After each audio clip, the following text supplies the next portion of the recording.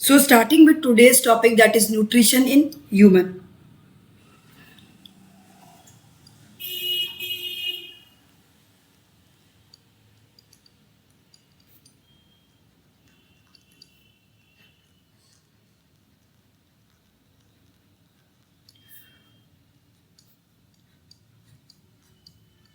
So nutrition in human.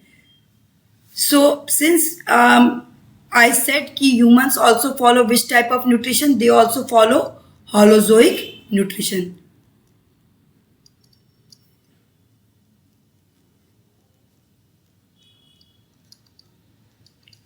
So since they follow holozoic nutrition, तो इनके अंदर भी और वो सारा पांचों स्टेप होगा. तो पहला स्टेप क्या है? इंजेक्शन. तो ह्यूमन इंजेक्शन कैसे करेंगे? इंजेक्शन करेंगे, they will ingest the food with the help of hands. कैसे करेंगे? With the help of hands. And they will ingest the food into the mouth. Ingest the food into the mouth.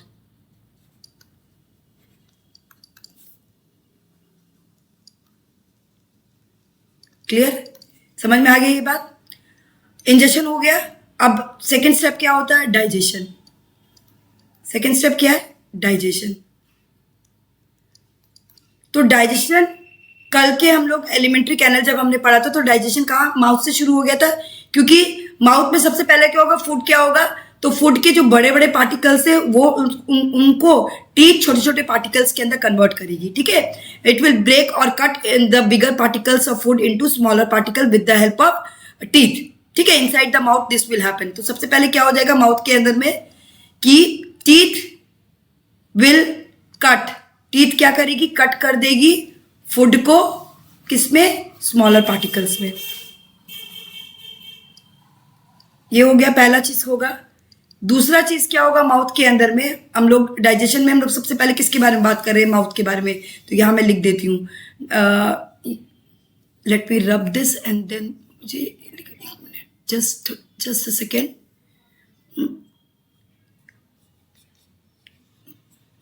Yes,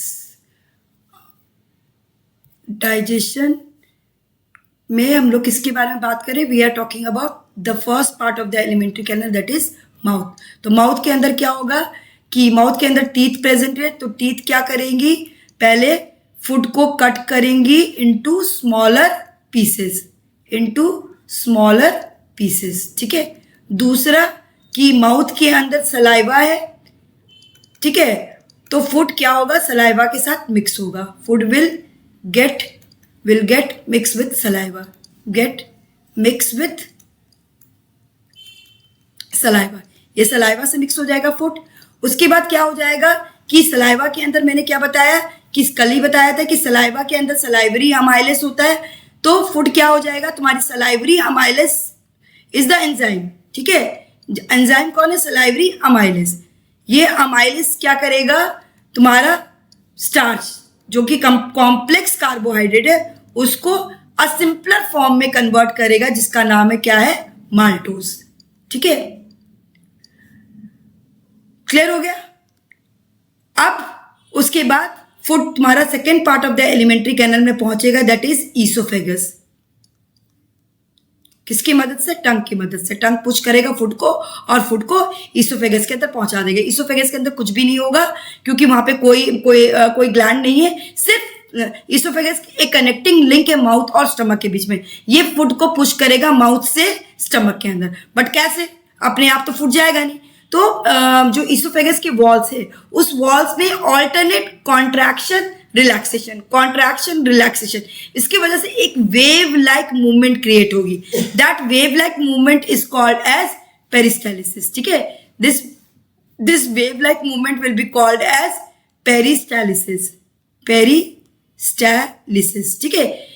due to this movement, this peristalsis movement, the food will push. कहां हो जाएगा food? कहां move हो जाएगा? Move to the stomach. Food will move to the stomach. यहां तक समझ में आ गया? पेरिस्टालिसिस भी मैंने बता दिया क्या है पेरिस्टालिसिस, कि alternate contraction and relaxation of the walls of the oesophagus will push the food down into the stomach. अब हम लोग third part of the oesophagus, आगे ये 2 होगा, सेकेंड नहीं होगा. Third part of the alimentary canal पहुंच गए, दैट इज क्या है, योर स्टमक। ठीक है, तो स्टमक क्या है, एक जे शेप का स्ट्रक्चर है। उसके अंदर कल ही मैंने बताया था कि उसके अंदर में क्या है, एक ग्लैंड है जिसका नाम है गैस्ट्रिक ग्लैंड। उसके वॉल्स में, स्टमक के वॉल्स में गैस्ट्रिक ग्लैंड होंगे। ठीक है, गैस्ट्रिक ग्लैंड विल क्या रिलीज करेगा, गैस्ट्रिक जूस कर रिलीज करेगा। कल बताया था मैंने, गैस्ट्रिक जूस क्या है, मिक्सचर ऑफ थ्री थिंग्स। इसके अंदर थ्री थिंग्स मिलेंगे, तीन तरह के एंजाइम्स मिलेंगे। Number one, just a second,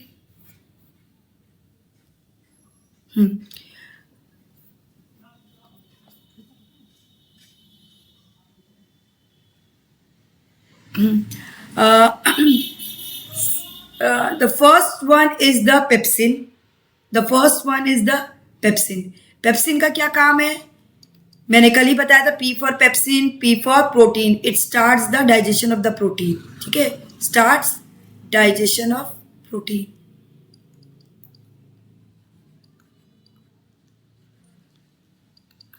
then इसके पास HCl भी होता है। HCl का मैंने कल बता दिया था, दो फंक्शन बता दिया था। एक पहला फंक्शन है टू किल द जर्म्स, पहला फंक्शन हो गया किल जर्म्स। दूसरा फंक्शन हो गया to provide acidic medium, acidic medium for whom, for pepsin, because pepsin works in acidic medium only. ठीक है, हो गया। एंड तीसरा म्यूकस होता है। म्यूकस का क्या काम है कि वॉल्स, स्टमक के वॉल्स को प्रोटेक्ट करना, स्टमक के वॉल्स को प्रोटेक्ट करना। किससे प्रोटेक्ट करना, प्रोटेक्ट करना from the attack of HCl, because HCl corrosive होता है, it can damage the walls of mucus and can cause peptic ulcer. ठीक है, पेप्टिक अल्सर से बचाने के लिए हमारे ये गैस्ट्रिक जूस म्यूकस भी रिलीज करता है। क्लियर, तो हम third part of alimentary canal हमने पढ़ लिया। अब fourth part of alimentary canal पे आते हैं, दैट इज स्मॉल इंटेस्टाइन।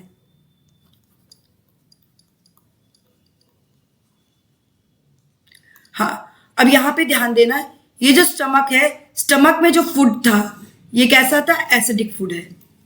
ठीक है, क्योंकि फूड एसिडिक हो गया, क्योंकि किसकी वजह से एसिड हो गया, HCl की वजह से। ठीक है, और ये एसिडिक फूड को हम लोग बोलते हैं चाइम।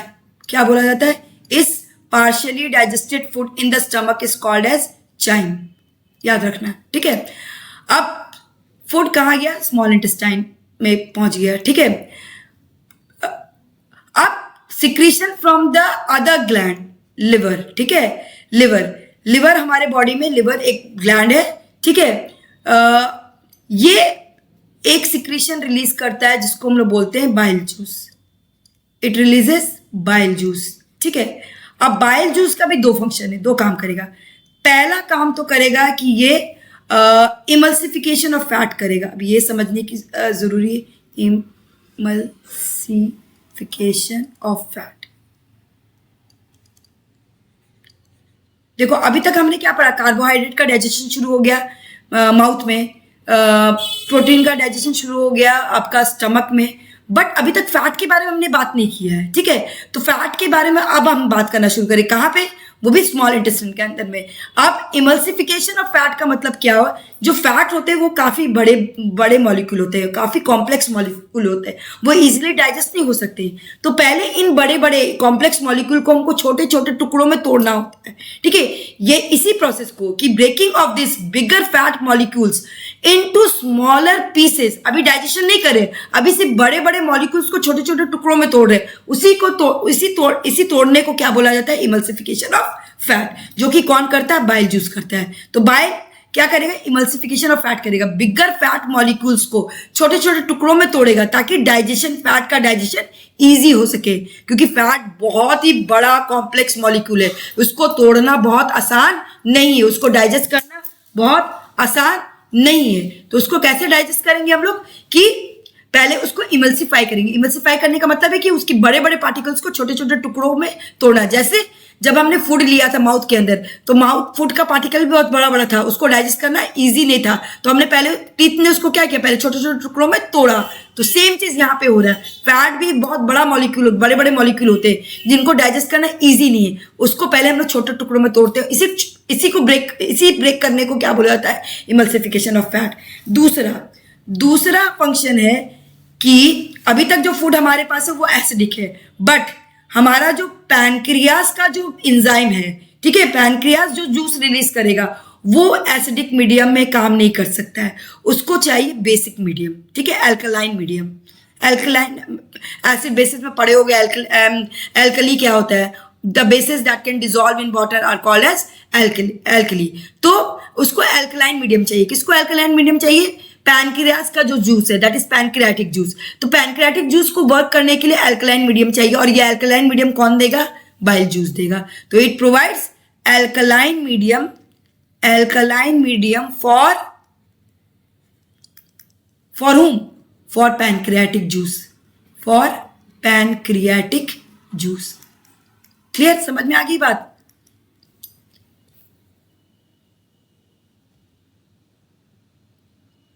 तो पहले अब लिवर का काम खत्म हो गया, ठीक है। अब लिवर के बाद दूसरा ग्लैंड आएगा, दैट इज पैनक्रियास। लिवर के बाद कौन सा ग्लैंड आया, pancreas.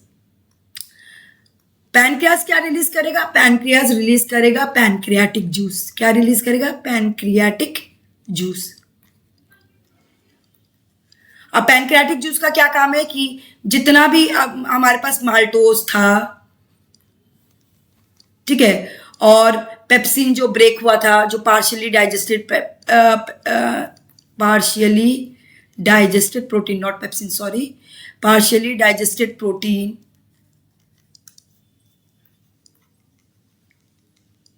And emulsified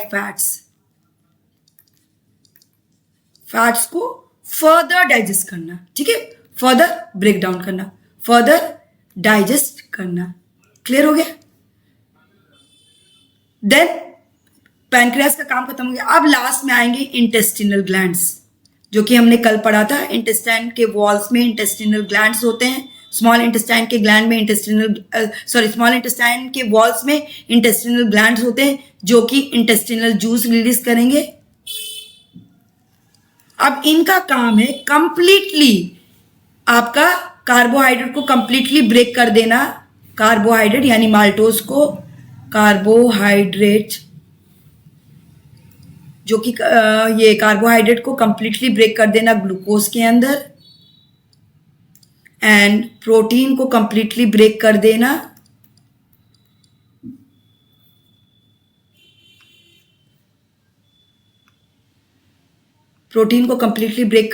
amino acid में, एंड फैट्स को कंप्लीटली ब्रेक कर देना फैटी एसिड्स एंड ग्लिसरॉल में,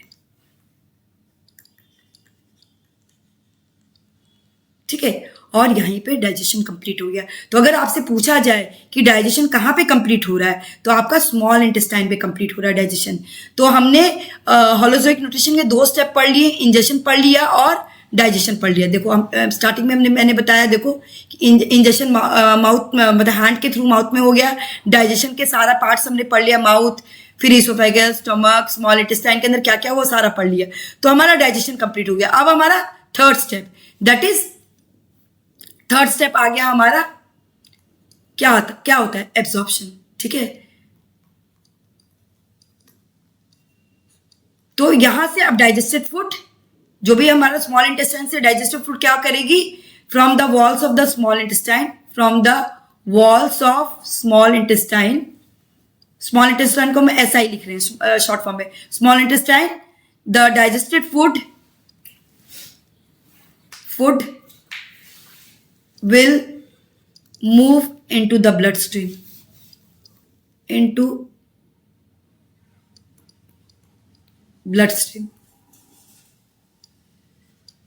the blood, ठीक है। And from blood it will reach to each and every cell, हर सेल एब्जॉर्ब कर लेगा ब्लड के through, and reach each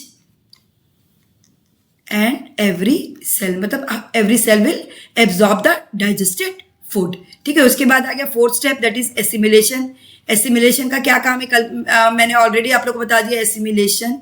assimilation में क्या होगा, ये जो डाइजेस्टेड फूड पहुंचा है सारे सेल में, all cell will utilise this food, all cells will utilise the food, will utilise this food for repair, for growth, for energy production and so on. ठीक है, ये एसिमिलेशन भी हो गया। अब fifth step, that is egestion, इसको समझना है। ठीक है, हाँ, एब्जॉर्प्शन के लिए एक चीज रह गया, यहाँ पे मैं बता देती हूँ कि एब्जॉर्प्शन आपका हो रहा है स्मॉल इंटेस्टाइन। तो एब्जॉर्प्शन को करने के लिए स्मॉल इंटेस्टाइन के वॉल्स के अंदर इस तरह का फिंगर लाइक प्रोजेक्शंस निकले होते हैं, जिसको हम लोग बोलते हैं विलाई। ठीक है, विलाई, ये विलाई क्या करता है, सरफेस एरिया को बढ़ाता है, सरफेस एरिया को बढ़ाता है, इंक्रीज करता है। ठीक है, मैंने एरो ऊपर किया, मतलब इंक्रीज कर रहा है। ठीक है, सरफेस एरिया को बढ़ाता है जिससे जितना मैक्सिमम एब्जॉर्प्शन हो सके। तो ये भी अपने आप पे PYQ है, यहाँ पे ये मैं लिख देती हूँ PYQ, मतलब ये क्वेश्चन पूछा जाता है कि explain the design of the walls of the small intestine which helps in the absorption of the food. How small intestine is designed for maximum absorption. ठीक है, तो आप लिखोगे कि उसके पास विलाई होता है जो कि सरफेस एरिया को बढ़ाता है जिससे मैक्सिमम एब्जॉर्प्शन हो सके। क्लियर हो गया, एसिमिलेशन भी हो गया। इजेशन से अब क्या होगा, जो अनडाइजेस्टेड फूड था, डाइजेस्टेड फूड तो बॉडी ने एब्जॉर्ब कर लिया, अनडाइजेस्टेड फूड आप स्मॉल इंटेस्टाइन से कहां पहुंचेगा, लार्ज इंटेस्टाइन में। ठीक है, अनडाइजेस्टेड फूड कहां गया, स्मॉल इंटेस्टाइन से कहां पहुंचा, लार्ज इंटेस्टाइन को मैं LI लिख रही हूं। ठीक है, लार्ज इंटेस्टाइन के अंदर पहुंच गया। अब ये लार्ज इंटेस्टाइन में क्या होगा, अब जितना भी अनडाइजेस्टेड फूड के अंदर जो भी वाटर है, वो वाटर विल बी रीएब्सॉर्ब। ठीक है, water will be reabsorb and the food will become semi-solid. Not food, the undigested food will become semi-solid waste. It will become semi-solid waste, क्योंकि ये वेस्ट है, अनडाइजेस्टेड फूड, ये हमारा body की कोई जरूरत नहीं है। एंड देन ये अब लार्ज इंटेस्टाइन से कहाँ चला जाएगा, रेक्टम में चला जाएगा, जहां पे टेम्पररी इसको रेक्टम स्टोर करके रखेगा। And then through anus it will be thrown outside the body, through anus thrown outside the body.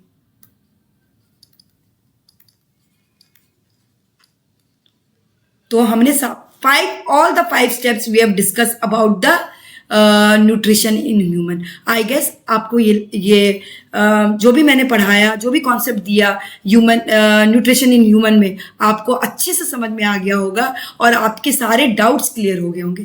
Thank you.